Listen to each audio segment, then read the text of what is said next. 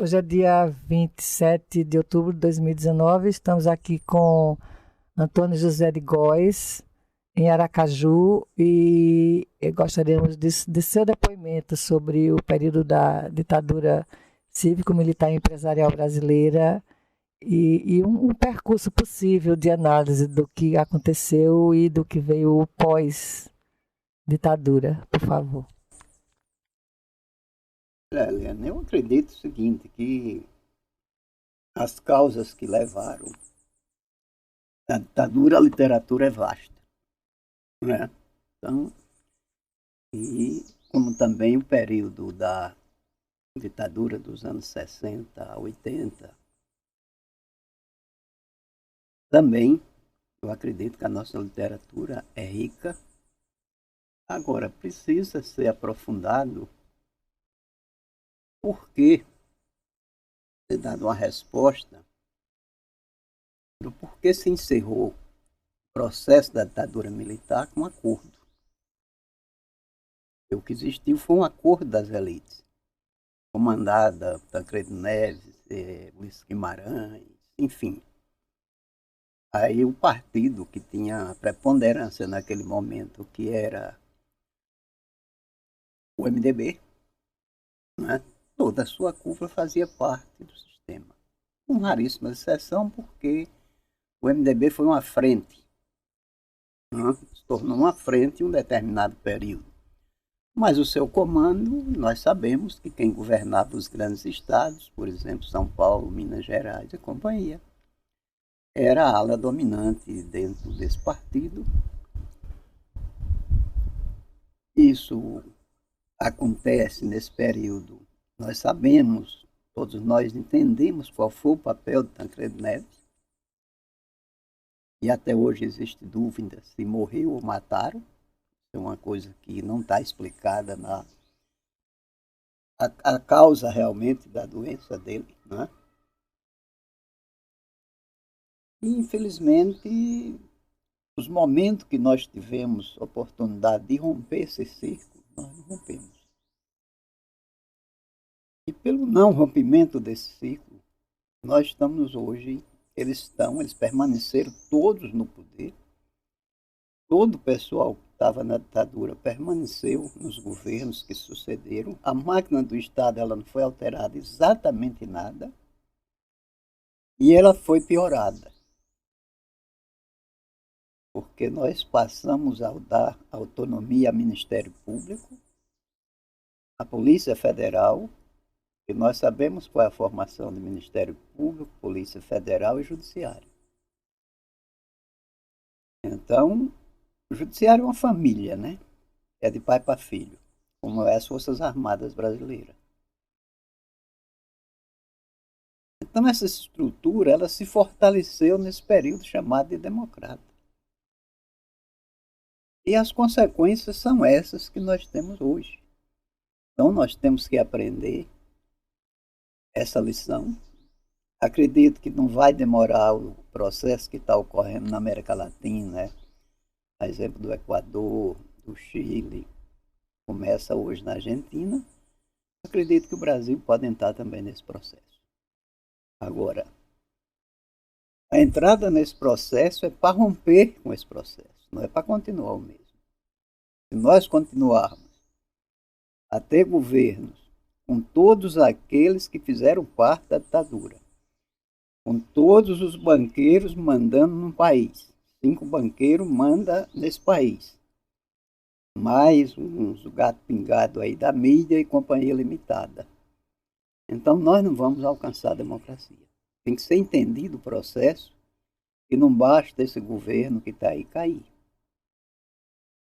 Basta romper as estruturas escravocratas que ainda permanecem no Brasil. Sem esse rompimento nós não teremos democracia, não teremos povo, porque nós vamos cair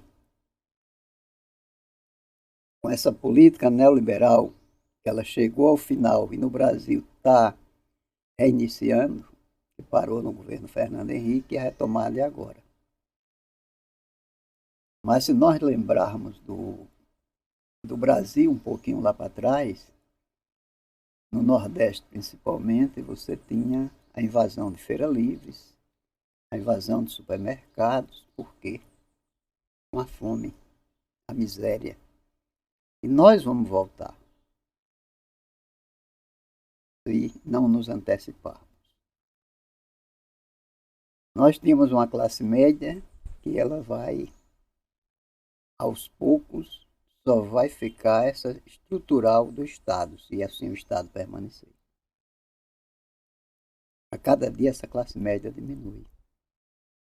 E foi parcela dessa classe média com as elites, com medo de perder a empregada doméstica, com medo de ver um negro na universidade, com medo de encontrar pobre no avião, se aliou a essas forças. Muitos que votaram até na esquerda. Porque acho que no Brasil deve ser um dos poucos países onde a classe média ela não gosta dos mais pobres. Ela só gosta dos mais ricos. Isso é muito complexo. Classe média no Brasil, como classe, não é classe, né? Como categoria. É uma categoria. Como categoria, ela quer alcançar o de cima. Ela não olha o seu irmão de baixo. E nem de onde saiu. Eu acho que um exemplo claro, a gente pode ter aí jogador de futebol que nasce do nada, e raríssimos aqueles que não aderem à classe de cima. Esquece totalmente a origem pobre tira os seus familiares desse meio e a visão é de elite.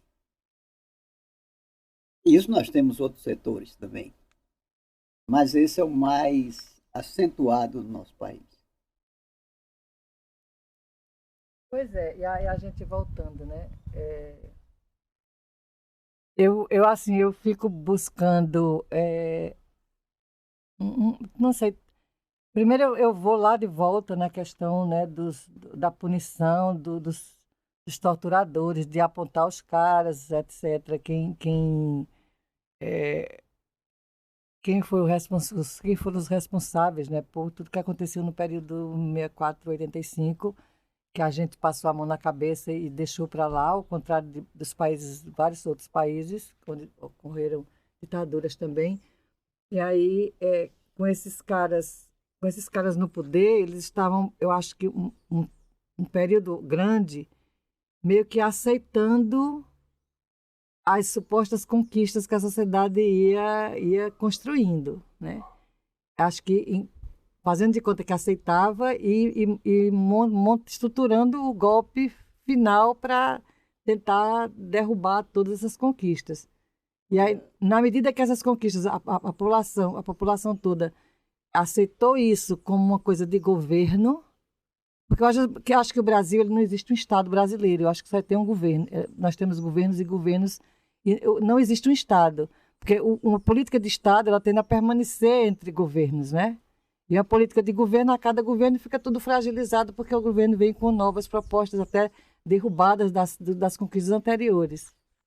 Olha, eu estava assistindo ontem, 247, uma palestra do Pedro Celestino, que é engenheiro, parece que é da Petrobras, e ele coloca alguns aspectos interessantes. Ele diz que o Brasil, a elite brasileira, ela sempre foi determinante de ser um país, o Brasil ser um país, uma economia dependente.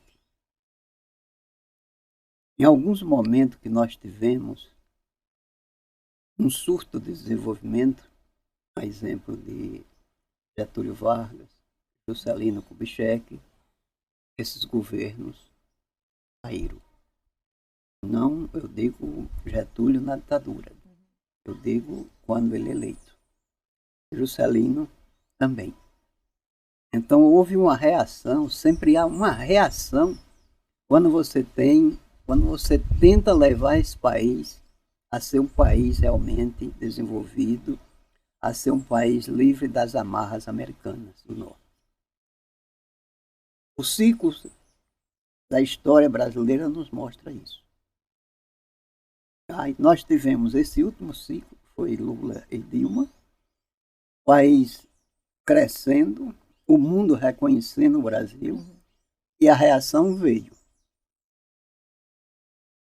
E o que é que nós temos hoje? Aqueles que querem entregar o país à dependência americana. E hoje, com detalhe, na ditadura militar, você ainda tinha os chamados nacionalistas.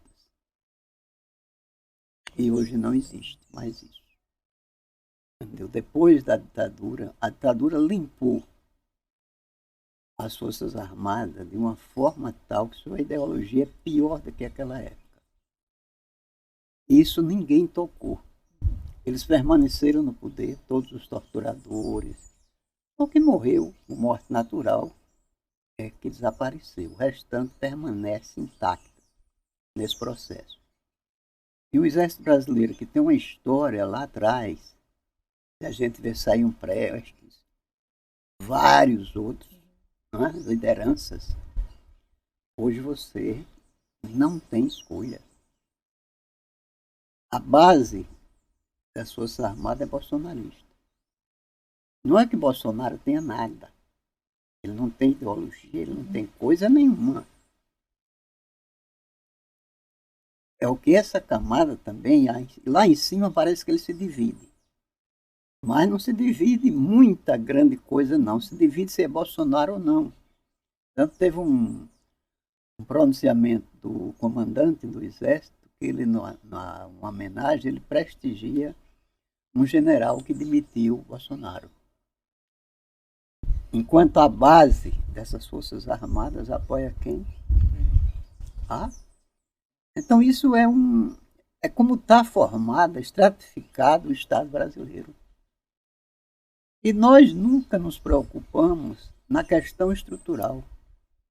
Nós analisamos a questão conjuntural.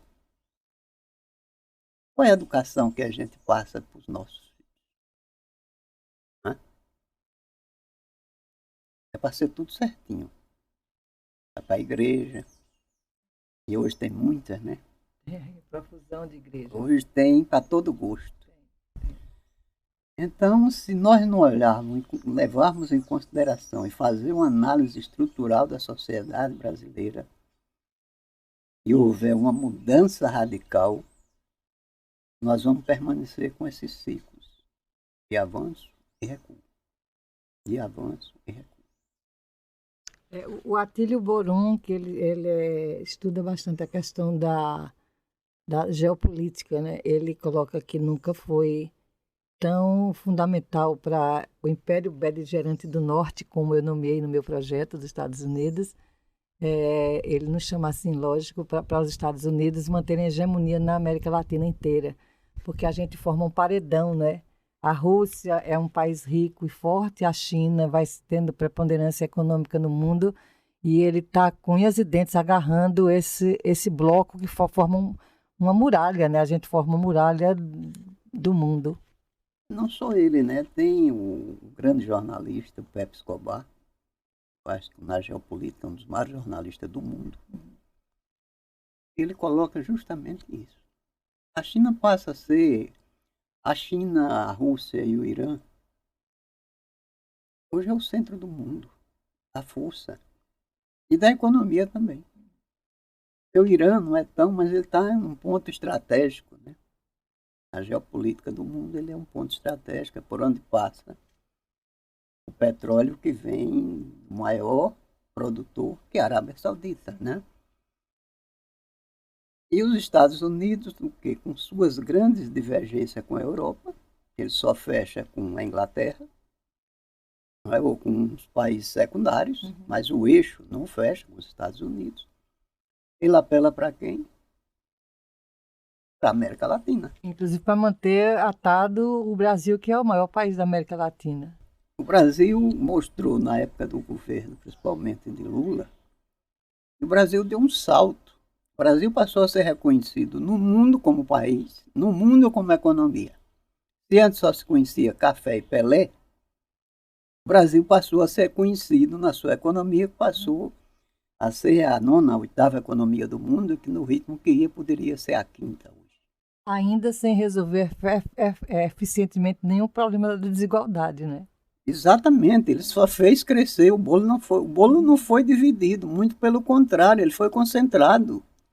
Hoje o número de ricos no Brasil é bem maior. Esse dia estava fazendo um ex-banqueiro, Eduardo Moreira, fazendo essa análise dos dados que saiu na Forbes. É uma coisa de louco, a concentração de renda no Brasil. Mas isso eles sabem que existe um risco. O Chile hoje é um exemplo disso. E a história do Brasil é porque as pessoas não leem a história do Brasil e nem passam nas escolas, nem na televisão. Tem coisas muito minuciosas desde a época do descobrimento, porque se os portugueses chegaram aqui dia 22, né, de abril, já havia a bula papal dividindo, né, as terras ao sul. Já havia o acordo de Tordesilhas. Já tinha o acordo de Tordesilhas e eles chegaram no dia 22 e dia 26 rezaram a primeira missa. E o que aconteceu nesses 4 dias, a gente faz. Ninguém perguntou, entendeu? A gente não sabe quantos índios foram massacrados entre esse dia que eles chegaram e a primeira missa. Então, daí já se escondeu, já se aceitou que a Igreja Católica dominou o país inteiro e não se questionou o que aconteceu nesses 4 dias. Não, essa história ninguém conhece, né? É um período da história dos bandeirantes, isso e daquilo, que os dados são muito poucos. É porque os países como Inglaterra, França, mesmo Holanda, eles não eram católicos, não aceitavam a bula papal. Então, no momento que eles disseram a gente também vai atrás das terras desse lado aí, eles dividiram a terra entre as capitanias para cada um cuidar do seu pedaço, né, para não permitir a entrada dos outros estrangeiros. Imagine hoje que tem general defendendo as capitanias hereditárias. Coisa mais primitiva. Imagine, numa época de hoje, no século XXI, a formação de um general que defende as capitanias hereditárias. Então é esse Brasil que está aí. Agora eles esquecem de analisar Canudos, eles esquecem de analisar a luta lá na Santa Catarina, naquela região. Eles esquecem que o exército brasileiro quase foi diluído aqui com os pobres sertanejos. Isso, a grande raiva dele, que Euclides da Cunha era do lado deles e escreveu Sertões. Né? Isso eles não engolem nunca. Entendeu? De um quadro da elite deles e vê a realidade de Canudos e escreve uma obra daquela, né? Mesmo o que o Brasil fez na Guerra do Paraguai, né, que é outro dado que a história não mostra, que aquilo não foi uma guerra, aquilo foi um genocídio. Precisou Brasil, Argentina e Uruguai, com apoio da Inglaterra, para destruir um pequeno país e até hoje não se recuperou e passou a ser um entreposto de contrabando entre nós e a Europa, né?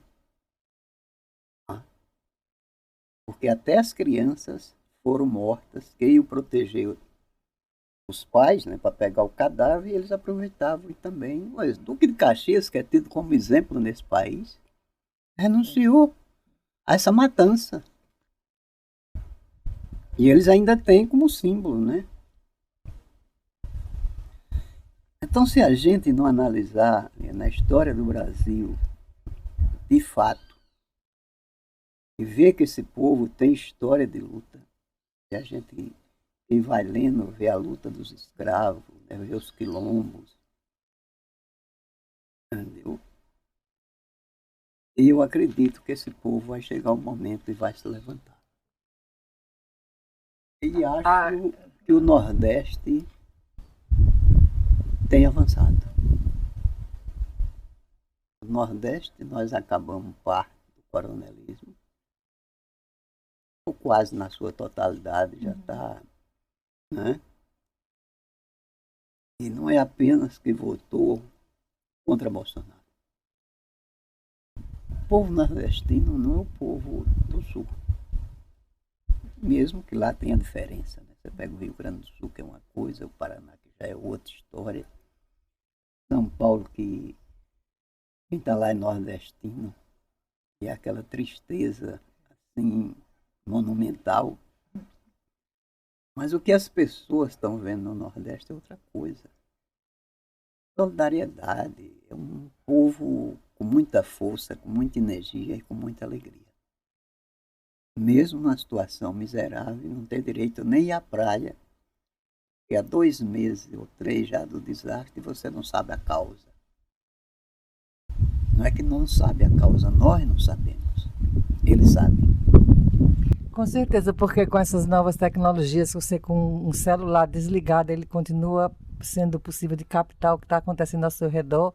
Eu costumo dizer que todos sabem até a cor da calcinha que a gente está usando, como é que não saberia, possivelmente toda completa, né? Como é que não saberia quem é o responsável pelo óleo nas praias do Nordeste? É uma coisa absurda, entendeu? Eu leio uma geóloga hoje, que ela tem um artigo aí no site, que agora eu não lembro, que ela diz o seguinte: a Petrobras, o INPE, e ela coloca outro instituto, eles têm todas as condições e sabem o que está acontecendo. Ela diz textualmente que o que está existindo é censura na divulgação dos fatos. Tá? E se estão censurando porque é uma grande empresa americana, porque se fosse a Petrobras, eles já tinham dito que era para privatizar. Tá vendo? Que não tem competência, não tem tecnologia, nós temos que entregar. Então, a certeza é que não é a Petrobras. E a Petrobras sabe. Agora, infelizmente, a censura já está na ordem do dia desse país.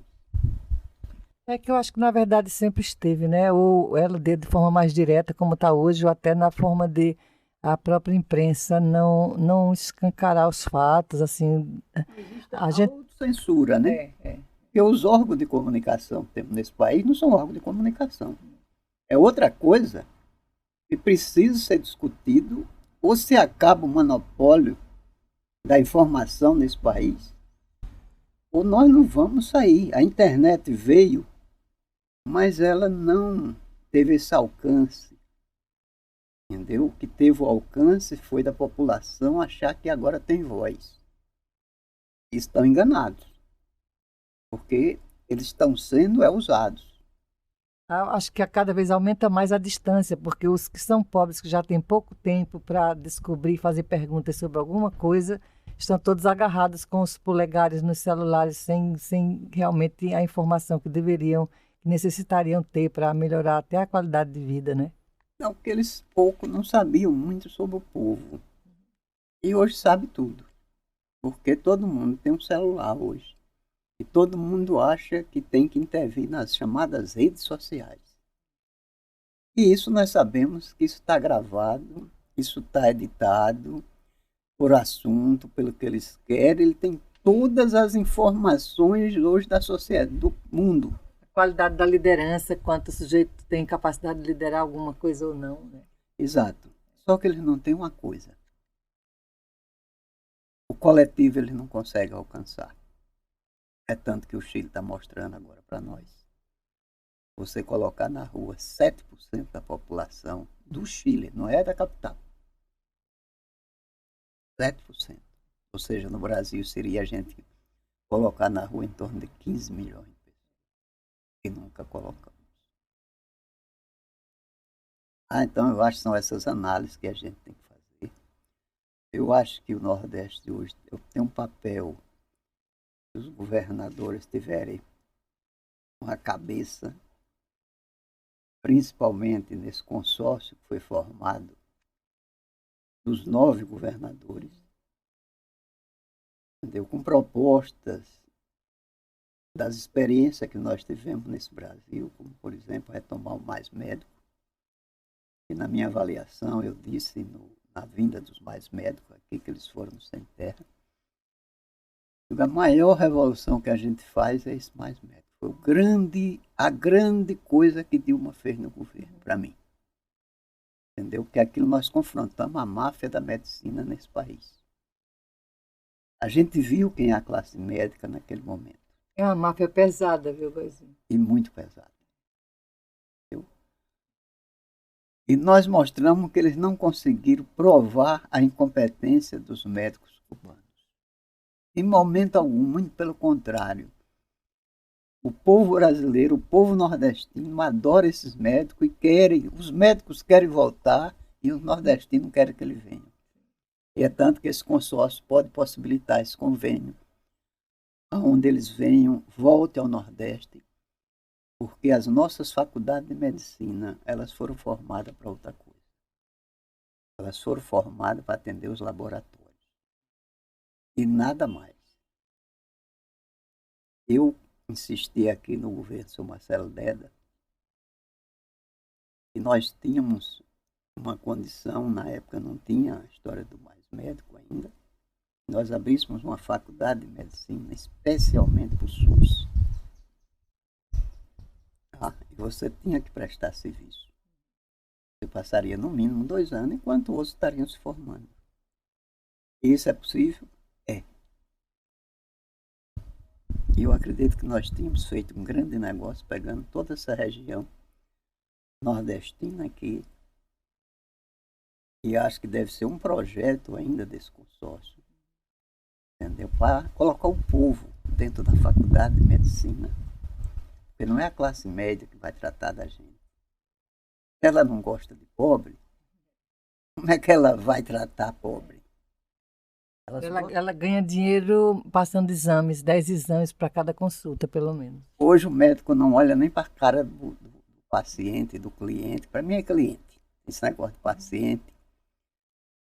Ele chega lá e já tem um relatório, porque a gente, quando lê, diz o seguinte: na medicina se diz que o exame é complementar, mas se tornou o principal. E por quê? Se você não fizer os exames, não paga as máquinas que estão lá. Mas a coisa também está revertendo. Nós tínhamos a classe média com plano de saúde. E dessa crise, desse governo agora recente, 3 milhões de brasileiros já saíram dos planos de autogestão. Isso é outro dado para onde é que está indo a classe média. Tá? Para o buraco. Então, se não houver, Eliane, uma análise conjuntural desse processo e ver as experiências positivas que nós temos nesse país, e por isso que eu retomo que o Nordeste dá esse grande salto. Infelizmente, parece até que é proposital esse desastre. Agora, eu não acredito que é proposital, porque a direção dos ventos, das marés, não é possível que fizeram até isso para só vir para o Nordeste. E já está indo para o Norte, para o Pará, e já está indo para o Espírito Santo. Se chegar no Espírito Santo, vai para o Sul todo, né? Entendeu? Então, eu não sei a explicação desse desastre que vem no momento onde a gente começa a andar com as próprias pernas. Nós estamos acabando o turismo. O Nordeste depende do turismo. Nós temos lindas praias em todas essas capitais. Nós estamos acabando com a pesca. Nós sabemos quantas pessoas vivem no Nordeste da pesca. Nós podemos ter o aumento da inflação em função de que você não vai ter comida, certo? Você só vai ter a carne de boi, o frango, né? A gente sabe que o boi é um produto de exportação. Não é um produto, a gente come ainda porque mais é reservado para exportação. Por nossa ousadia, né? Por nossa ousadia. É porque essa classe média nossa não conhece o que é uma classe média europeia. Eles deviam fazer um estágio em 1 ano por lá, né? Para voltar para aqui com os pés no chão. Aliás, eu conheço filha de um amigo meu que tem até todas as condições. E ela de volta, eu conheço desde criança, ela está estudando lá na Alemanha. De volta, ela sai na maior simplicidade, aqui de chinelo, vai para a praia e tal. A formação é outra. Você aprende e a vida não é assim como nós enfrentamos e queremos ser nesse país. Pois é, Gozinho, agora me diga uma coisa, a gente que tem toda essa consciência que, por exemplo, eu já não tenho mais a força física, né, que tinha na época da década de 70. É, o, o que é que a gente faz, né? O que é o meu papel nesse momento, o que é o seu papel está bastante claro e você está cumprindo ele conversando comigo, por exemplo. Mas assim, como que a gente coopera com essa mudança, né? Com qual o que é que a gente faz mesmo assim, mesmo sem ter uma bola de cristal para a gente tentar descobrir o que é que direção a gente toma para cooperar com essa conscientização das populações? Eu acho que as populações, elas têm, bom, nós temos vários níveis de organização da sociedade civil. Eu excluindo aí esses neopentecostais, aí é uma coisa que precisa ser dado, ter um cuidado especial. Nós vemos a organização nas favelas, nós vemos a organização no campo. O que eu vejo, me preocupa, é porque você não está tendo, a única liderança desse país está presa. Inclusive aniversariando hoje, né? O que nós não temos é o seguinte, os partidos não têm proposta, os partidos de esquerda. E num quadro desse é complicado. Eles podem tornar essas manifestações que eles fizeram em 2013. E nós ainda não analisamos completamente. Mas, quer dizer, qual é a palavra de ordem hoje que um partido, vamos dizer, como o Partido dos Trabalhadores, que ainda é um partido nacional, qual é a palavra de ordem que ele puxa essa massa? Não tem.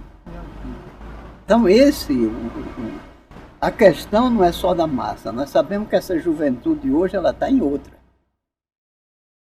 Mas ela vai ter que participar. Em um determinado momento que ela não vai ter emprego, que ela vai ter acesso, que ela tem acesso à internet, que ela vai ter acesso à universidade, mas ela não vai ter emprego. Ela vai ter a uberização da economia.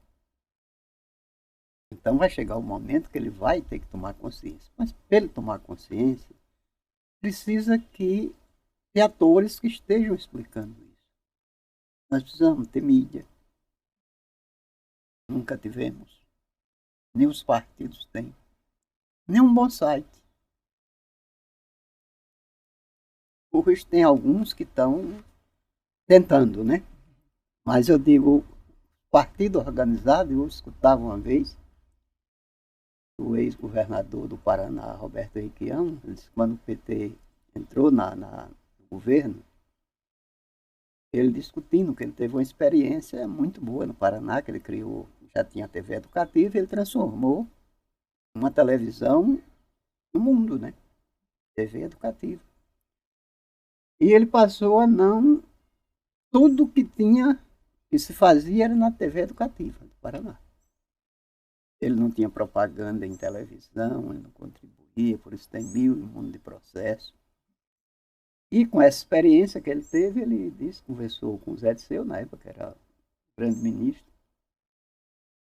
e a gente precisava do meio de comunicação. E ele disse, nós já temos. Ele disse, qual? A Globo. Repare que análise de um cara como Zé Disseu, muito inteligente, por sinal.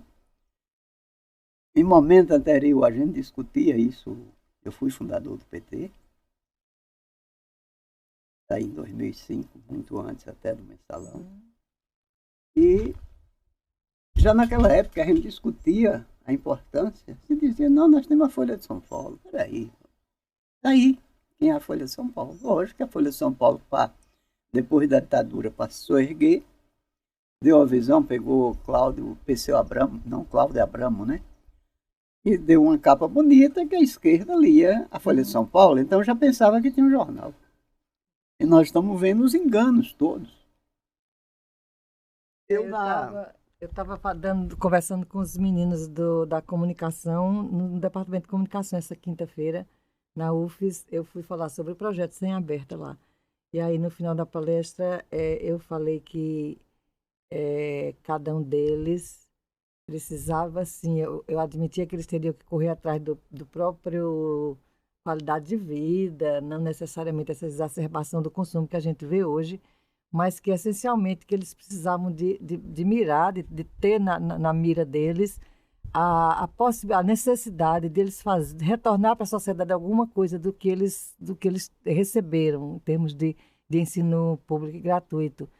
Se cada um deles se encarregasse de alfabetizar uma pessoa, seria já meio que um grande trabalho. Mas isso, Helena, eu acredito que nós tivemos essa possibilidade e não fizemos. Nós tínhamos recursos, nós poderíamos ter feito um grande mutirão, não apenas de alfabetização, mas de politização.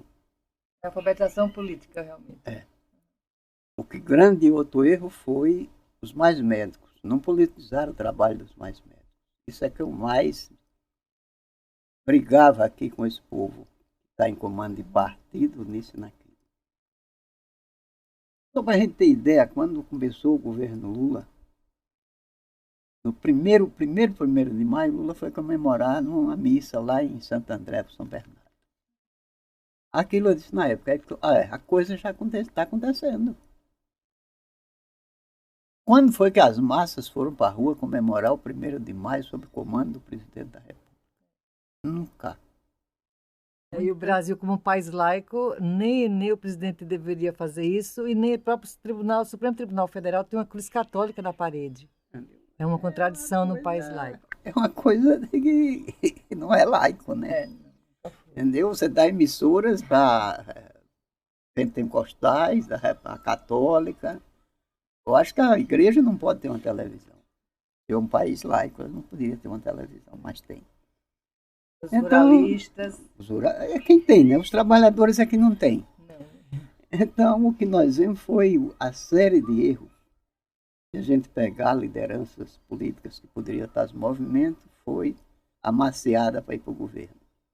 Nós tivemos aí, na época, era 3 mil sindicalistas, tanto que o sindicalismo está liquidado. Liquidado. Entendeu? E outra, não tem perspectiva de curto prazo. Então, enquanto a gente devia estar politizando a população para elevar o nosso projeto de governo, nós alienamos as massas. Achamos que estava no governo e no governo a gente ia resolver o problema com os projetos do Bolsa Família, isso e aquilo. São projetos ruins, mas os projetos tinham que ser politizados. Evoluir na própria proposta do projeto. Se a gente, por exemplo, do Bolsa Família, eu penso que uma possibilidade, se a gente tivesse envolvido a própria família, tudo bem, você ganha o Bolsa Família, quando a cada 6 meses, cada pai ou mãe, uma pessoa da família tem como obrigação de contrapartida passar um dia na escola. Um ensina a fazer um cuscuz, quem sabe lavar roupa ensina a lavar roupa, quem sabe cortar a grama, entendeu? Você tinha tudo, e com aquela experiência de Betinho, com esse processo inicia lá, né? Com aquele processo, mas nada disso veio como paternalismo de Estado. Veio uma política de Estado, ou aliás de governo, né? De governo. É tanto que estão querendo acabar, ou usam. Quer dizer, você não pode fazer isso. Aquilo ali tem que ser um projeto de Estado, mas com a participação da sociedade. Nós fizemos uma coisa mais absurda. A gente defendia orçamento participativo, isso, daquilo, e para mim o Estado, eu não vejo, dizia que os anarquistas diziam, haja governo, eu sou contra. Eu acho que não. O governo é uma coisa passageira, haja Estado, eu sou contra. Então, qual é o papel que tem a sociedade? De ocupar o espaço do Estado. E nem nos governos progressistas nós ocupamos esse espaço. Fizeram uns conselhos que a gente não sabe nem como funciona, entendeu? Que tem um monte de corrupção, onde depois de eleito os governos vão lá e premiam bota um cargo em comissão, para ele ser a favor da política de governo. Foi isso, os conselhos criados, e na prática eles não funcionam. Você não deu independência para a organização da sociedade. E a gente não analisar tudo isso, cadê o movimento sem terra? Há muito que a gente não vê. Por quê? Ele se atrelou ao governo, à política de governo. Enquanto ele não tinha política de governo, ele andava com as próprias pernas e ia atrás da conquista. Como tinha governo, foi atrás de esmola. Perdeu a esmola e perdeu as pernas. Complicado, viu? Eu acho que a gente vai continuar essa conversa um pouquinho sem a gravação. Muito obrigada, viu, Golzinho?